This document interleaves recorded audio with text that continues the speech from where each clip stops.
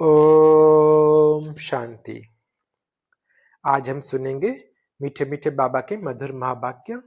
तारीख 13/7/2026, 13 जुलाई 2026। प्रातः मुरली ओम शांति। बाप दादा मधुबन। बाबा बोलते, मीठे बच्चे तुम बाप के पास आए हो अपनी जीवन हीरे समान बनाने। बाप की याद से ही ऐसी जीवन बनेगी।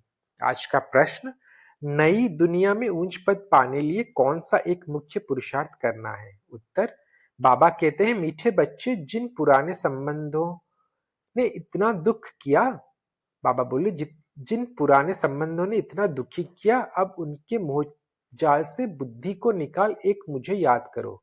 उनके साथ रहते भी मन को मेरे में लगाओ। मन मनाभव का मंत्र सदा याद रखो तो तुम नई दुनिया में ऊंच पद पाएंगे। आज का गीत, तूने रात गवाई सो के, दिन गवाई खाई के। ओम शांति। जैसे बच्चों को सभी शास्त्रों का सार समझाते हैं, ऐसे इन गीतों का भी सार तुमको समझाते हैं। वही सबका रूहानी बाप रूहानी बच्चों को ब्रह्मा तन से बेट समझा रहे हैं। बाप समझाते हैं, हे बच्चे, तुम जानते हो हमारा हीरे जैसा जन बन रहा है। बाप के पास आते ही हो हीरे जैसा जन बनाने। हीरे जैसा जन्म कहा जाता है स्वर्गवासियों का, कौड़ी जैसा जन्म है नरकवासियों का। तुम संगम युग को भी जान चुके हो, हम अभी संगम युग वासी है। यह संगम युग सबके लिए कल्याणकारी है। इस संगम युग में ही स्वर्ग की गति, बाबा बोलते हैं, इस संगम युग में ही सर्व की गति सदगति होती है। कौन कहते हैं? परमधाम से आने वाला मुसाफिर। वो मुसाफिर है ना, तुम मुसाफिर नहीं हो, तुम आकर जाते नहीं हो। बाप कहते हैं, मैं पुरानी दुनिया में आकर फिर लौट जाता हूँ। बच्चे जानते हैं ये सेवा करने वाला सिर्फ एक मुसाफिर है, जो आकर हम बच्चों की बड़ी सेवा करते हैं। ऐसी सेवा और कोई कर ना सके। सेवा के लिए ही पुकारते हैं कि आकर हम पतितों को सेवा करो। बाप भी कहते हैं, हम बच्चों की सेवा में आए हैं क्योंकि बच्चे बहुत दुखी है। पुकारते भी है, हमारे दुख हरो और शांति दो। दो चीज हम बाबा बोल रहे हैं, दो चीज हमेशा याद रखनी है, सुख और शांति। यहाँ दुख और अशांति है। तुम पुकारते हैं, तब पुकारते हैं। बाप भी आकर सारा राज सृष्टि चक्र का बच्चों को समझाते हैं। बच्चे समझते हैं अब भक्ति मार्ग खत्म होता है। कलयुग का अंत माना भक्ति नीचे उतरती आती है। ज्ञान से तुम्हारी चढ़ती कला हो जाती है। तुम ऊंचते ऊंच पद पा लेते हो, फिर वो प्रारब्ध का सुख कम होता जाता है। भक्ति तो भारत में जितनी होती है उतनी और कहाँ नहीं होती। आधा कल भक्ति चलती है। जब से द्वापर शुरू होता है और दूसरे धर्म स्थापन होना शुरू होते हैं, तब से भक्ति शुरू होती है। भक्ति भी पहले बहुत अच्छी होती है, जैसे स्वर्ग पहले बहुत अच्छा होता है, फिर आहिस्ते आहिस्ते कला कम होती जाती है। भक्ति शुरू होती है तो पहले पहले शिव के पुजारी बनते हैं। आधा कल्प कोई पूजा होती नहीं है, फिर भक्ति मार्ग शुरू होता है और दूसरे धर्म भी शुरू होते हैं। इतनी भक्ति और कोई कर नहीं सकते। पूरा आधा कल्प भक्ति चलती है। यह भी तुम बच्चे जानते हो कि बाप जो सबको, खास भारत को सदगति देते हैं, सर्व का मालिक बनाते हैं, स्वर्ग का मालिक बनाते हैं, वही दूरदेश का मुसाफिर आया हुआ है हम बच्चों को फिर से स्वर्ग की बादशाही देने। वर्षा भी कितना जबरदस्त है, परंतु एक भी बात किस बाबा बोलते, परंतु एक भी बात किसी की बुद्धि में नहीं ठहरती। भारत में भक्ति कितनी करते हैं, कितने मंदिर है। भारत खंड में तो ढेर मंदिर है। अभी तुम जानते हो यह किसके मंदिर है? पहले तो शिव बाबा का मंदिर बनाते हैं, फिर बनाते हैं देवी देवताओं के। वो मंदिर भी तुम्हारे सामने खड़े हैं। एक तरफ शिव बाबा का पूजा करते रहते हैं, दूसरे तरफ शिव बाबा हमको पूज्य बना रहे हैं। तुम यहाँ आए हो पूज्य देवता बनने। जो भी देवताओं के पुजारी हैं, वास्तव में वो भी आकर यहाँ ब्राह्मण बनेंगे। धीरे धीरे वृद्धि होती जाएगी। सभी इकट्ठे तो पढ़ न सके, समय लगता है। कल पहले भी जिन्होंने पढ़ा होगा वही फिर पढ़ेंगे। एक दो को पढ़ाते रहना है। सबको बाप और सृष्टि के आदि मध्य अंत का नॉलेज सुनाते हैं, जिससे मनुष्य स्वर्ग का मालिक बन सकते हैं। जो सो आकर समझो। तुम बच्चों की बुद्धि में है कि यह नाटक कैसे चक्र लगाता है। कहानी कोई लाखों वर्ष की तो नहीं, सुनो बाबा बोलते, कहानी कोई लाखों वर्ष की तो हो नहीं सकती। तुम जानते हो 5000 वर्ष पहले क्या था, किसका राज्य था भारत में? हम पूज्य देवी देवताओं का राज्य था, याद आया ना? हम पूज्य थे फिर पुजारी बने। आगे यह बाबा बोलते हैं, आगे यह पता नहीं था, हम सब पूज्य देवता थे फिर हमने 84 जन्म लिए। 84 जन्म की कहानी लक्ष्मी नारायण की है। तुम अपनी 84 जन्मों की कहानी सुनाते हो, उनको तो अपनी कहानी बेट लिखने में बहुत समय लगता है। तुम 1 मिनट में 84 जन्मों की कहानी बता सकते हो।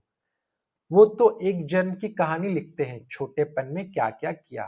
ये भी अपनी कहानी बताते हैं, हम 84 का चक्र कैसे लगाते हैं। एक की तो बात नहीं, बहुत ब्राह्मण है। तुम भी इस चक्र को जानते हो। इस चक्र को जानने से तुम राजा रानी बनते हो और फिर औरों को बनाते भी हो। भक्ति भी भारतवासियों जैसी कोई नहीं करते हैं, और जो भी मठ पंथ आदि धर्म आदि हैं वो हमारे भक्ति के समय स्थापन होते हैं। पहले पहले हमारा कितना छोटा फूलों का झाड़ था, रूहानी गार्डन था। तुम चैतन्य फूल थे, इसको कहा जाता है फूलों का बगीचा। फिर वही कांटों का बगीचा होता जाता है। इस समय सब कांटे बन गए हैं। फिर कांटों से फूल कैसे बनना है, सो बाप बेट समझाते हैं। एक तो बाबा बोल रहे हैं, एक दो को दुख देना कांटा लगाना है। Student life is the best life गाया जाता है। वो बहुत अच्छी होती है। बच्चे बच्चियां बड़ी खुशी में पढ़ते रहते हैं। शादी की और एक दो को कांटा लगाना शुरू किया। सतयुग में कोई कांटा नहीं लगाते। अभी तुम फिर बाबा बोलते हैं, बाबा बोलते हैं, अभी तुम फिर फूल बनते हो। तुम जानते हो भारत स्वर्ग था तो कितने आकर सुख थे। बाबा बोल रहे हैं, तुम जानते हो भारत स्वर्ग था तो कितने अपार सुख थे। सोने की खड़ियां थी, अभी वो खाली हो गई है। फिर तुमको सोना भरपूर लगेगा। भारत में ही सोने हीरे जवाहरत की खनियां थी। उस समय अमेरिका आदि कुछ भी नहीं होगा, बॉम्बे भी नहीं होती। वंडर है ना, कलयुग के अंत में कुछ भी सोना देखने में नहीं आता है। फिर सतयुग आदि में इतनी सोने की खनियां भरतू हो जाती है, सोने में महल बन जाते हैं। वंडर है ना, वहां खनियों से कितना ढेर सोना निकलता है। जैसे यहाँ मिट्टी की ईंटें बनाती है, वैसे वहां सोने की ईंटें बनाती है। मच्छंदर का खेल दिखाते हैं ना, ध्यान में देखा, यहाँ तो सोना ही सोना है। बरोबर सतयुग में सोना होगा। यहाँ तो दुखों, बाबा बोलते हैं, यहाँ तो धोखे मिट्टी की ईट। बाबा बोल रहे हैं, यहाँ तो देखो मिट्टी की ईंटें भी नहीं मिलती है। जितनी यहाँ ईंटी की ईंटें पैसे से मिलती है, उतनी वहां सोने की ईंटें मुफ्त मिलती है। रात दिन का फर्क है, तो क्यों नहीं पुरुषार्थ करना चाहिए नई दुनिया में ऊंच पद पाने का। यहाँ मोहताज, बाबा बोल रहे हैं, यहाँ मोहजाल में क्यों फंसे। बाबा कहते हैं, पुराने संबंधों में तुम कितना दुख उठाते हो। बाबा ऐसा नहीं कहते कि इनको छोड़ दो, सिर्फ बुद्धि योग एक बाप से लगाओ तो तुम विश्व के मालिक बन जाएंगे। मन मनाभव का अर्थ ही है मुझे याद करो, और विष्णु चतुर्भुज को अर्थात विष्णुपुरी को याद करो। मूल है ही एक अक्षर। भक्ति मार्ग में तो ढेर पंचायत है। अभी तुम सब आत्माएं आशिक हो एक मासूम परमपिता परमात्मा के। वो हमको सुखधाम का मालिक बनाते हैं। सब आत्माएं उनको याद करते हैं।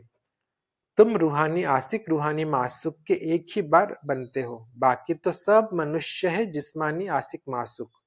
अभी मनुष्य, बाबा बोल रहे, अभी बेहद के आशिकों को बेहद का मासूक आकर मिला है।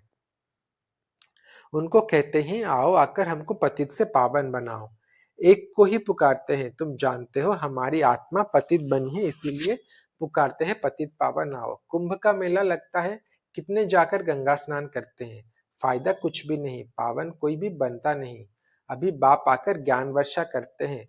तुम्हारे ऊपर ज्ञान की वर्षा हो रही है, जिससे फिर कांटों का जंगल फूलों का बगीचा बन जाएगा। तुम जानते हो हमारा जब राज्य होगा तो वहां कोई पतित होगा ही नहीं। सारे विश्व पर ज्ञान वर्षा हो जाती है, सब कुछ हरा भरा हो जाता है। खड़ियां भी हीरे जवाहरातों की नई बन जाती है। अब तुम बच्चों को कितना खुशी में रहना चाहिए।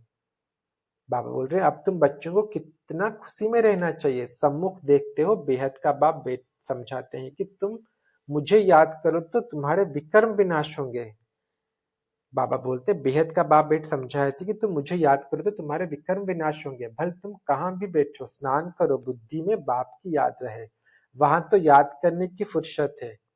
बाप को जितना याद करेंगे उतनी कमाई है। याद से ही कमाई है, ऐसा कभी सुना है? याद से कमाई होती है, कितनी बड़ी कमाई है। तुम विष्णुपुरी के मालिक बन जाएंगे। तुम जानते हो हम आत्माओं का बाप निराकार है, उसने इस शरीर का आधार लिया है। बाबा बोल रहे उसने इस शरीर का आधार लिया है। भागीरथ का भी वर्णन है ना, भाग्यशाली रथ, जिस रथ पर परमपिता की परमात्मा, बाबा बोल रहे भाग्यशाली रथ जिस पर, बाबा बोल रहे भाग्यशाली रथ जिस रथ पर परमपिता की परमात्मा सवार होती है। आत्मा का रथ जब तैयार होता है तो झट आत्मा आकर प्रवेश करती है। बाप को तो यह रथ में आकर सिर्फ नॉलेज देनी है। इनके भी बहुत जन्मों के अंत के जन्म में जब वानप्रस्थ अवस्था होती है तब बाप कहते हैं मैं आकर इनमें प्रवेश करता हूँ अथवा इस रथ में विराजमान होता हूँ। बाकी कोई घोड़े गाड़ी के रथ की बात नहीं है। अभी तुमको यह ज्ञान मिला है। बाप बेट सम्मुख बच्चों को समझाते हैं। तुमको तो बहुत खुशी होनी चाहिए। ICS का इम्तिहान पढ़ते हैं तो बड़ा नशा रहता है। वो होता है सबसे ऊंच इम्तिहान। तुम्हारी भी यह पढ़ाई है। ये भगवान की पाठशाला है। अब प्रश्न उठता है, भगवान कौन, श्री कृष्ण या शिव बाबा? सबका भगवान कौन है सिवाय एक निराकार के? सब तो श्री कृष्ण को मानेंगे नहीं। सभी आत्माओं का बाप वो निराकार परमपिता परमात्मा है।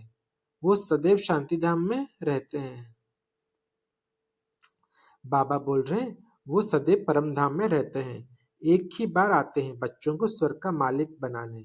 तुम जानते हो वही बाबा कल्प, बाबा बोल रहे हैं तुम जानते हो वही बाबा कल्प कल्प आकर हमको रंग से राव बनाते हैं। भारत अब रंग है ना, फिर दूसरे जन्म में क्या बनना है? तुमको सब साक्षात्कार हुआ है। विनाश का भी साक्षात्कार किया है, स्थापना का भी किया है। भगवान वाच मैं तुमको राजाओं का राजा बनाता हूँ। बहुत दान पुण्य करने से कोई को आधा कल्प का सुख मिलता है। राजाओं के पास जन्म ले फिर फट से मर जाते हैं, कोई गर्भ में भी मर जाते हैं, कोई लंगूर, बाबा बोल रहे कोई लूले लंगड़े काने बन जाते हैं। जैसे कर्म करते हैं वैसा पद पाते हैं। अब तुमको तो राजाओं का राजा बनाते हैं। तुम कहते हो बाबा हम बलिहार जाएंगे तो जरूर राजा भी तुम ही पाओगे। भारत को महादानी खंड कहा जाता है। यहाँ दान पुण्य बहुत करते हैं। वो फिर शुरू होता भक्ति मार्ग में। अब बाप तुमको 21 जन्मों के लिए दान देते हैं। अब तुम बाबा पर बलिहार जाते हो, तन मन धन सब कुछ दे दिया। अब बाबा कहते हैं हे ट्रस्टी होकर रहो। अब बाबा कहते हैं ट्रस्टी होकर रहो, अपना घरों बार संभालो, सब शिव बाबा का याद है। बाबा बोले अपने घर बार को संभालो, सब शिव बाबा का है। मैं आपका हूँ, आपको ही याद करता हूँ। दिल से सरेंडर करते हैं। बाप कहते हैं भल महल में रहो, घूमो फिरो, मौज मनाओ, सिर्फ मुझे याद करो तो तुम बहुत खुशी में रहेंगे। तुम विश्व के मालिक थे, अब फिर बाबा बोलते हैं तुम विश्व के मालिक थे, अब फिर तुम पुरुषार्थ कर वो बनते हो। बाप समझाते हैं मीठे मीठे बच्चों को, इस योग बल से ही तुम विक्रमाजित बनेंगे। बाप की याद से तुम विश्व के मालिक बनते हो। अच्छा, मीठे मीठे सिकिलद्दे बच्चों प्रति माता पिता बाप दादा का याद प्यार और गुड मॉर्निंग। रूहानी बाप की रूहानी बच्चों को नमस्ते। हम सभी रूहानी बच्चों की रूहानी माता पिता बाप दादा को भी याद प्यार गुड मॉर्निंग, नमस्ते नमस्ते नमस्ते बाबा नमस्ते। शुक्रिया बाबा, शुक्रिया, दिल से शुक्रिया। आज की धारणा के लिए मुख्य सार: 1. राजाई पद पाने के लिए बाप पर पूरा पूरा बलिहार जाना है। तन मन धन सब समर्पण कर ट्रस्टी होकर रहना है। विक्रमाजित बनने का पुरुषार्थ करना है। 2. याद में ही कमाई है, इसीलिए निरंतर याद में रहने का पुरुषार्थ करना है। ऐसा रूहानी फूल बनना है जो फूलों की दुनिया का अधिकारी बन जाए, अंदर में कोई भी कांटा ना रहे। आज का वरदान: एक बाप में सारे संसार का अनुभव करने वाले बेहद के वैरागी भव। एक बाप में सारे संसार का अनुभव करने वाले बेहद के वैरागी भव। उसके लिए बाबा बोलते हैं बेहद के वैरागी वही बन सकते हैं जो बाप को ही अपना संसार समझते हैं। जिनका बाप ही संसार है वो अपने संसार में ही रहेंगे, दूसरे में जाएंगे ही नहीं, तो किनारा स्वतः हो जाएगा। संसार में व्यक्ति और वैभव सब आ जाता है। बाप की संपत्ति सो अपनी संपत्ति, इसी स्मृति में रहने से बेहद के वैरागी हो जाएंगे। कोई को देखते हुए भी नहीं देखेंगे, दिखाई भी नहीं देंगे।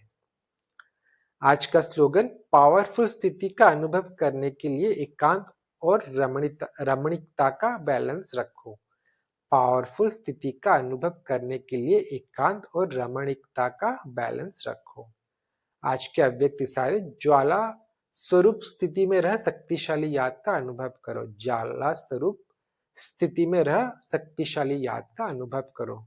उसके लिए बाबा बोलते हैं, जैसे किला बांधा जाता है जिससे प्रजा किले के अंदर सेफ रहे, एक राजा के लिए कठोरी नहीं बनाते, किला बनाते हैं। आप सभी भी स्वयं के लिए, साथियों के लिए, अन्य आत्माओं के लिए ज्वाला रूप याद का किला बांधो। याद की शक्ति की ज्वाला हो तो हर आत्मा सेफ्टी का अनुभव करेगी। अच्छा, ओम शांति।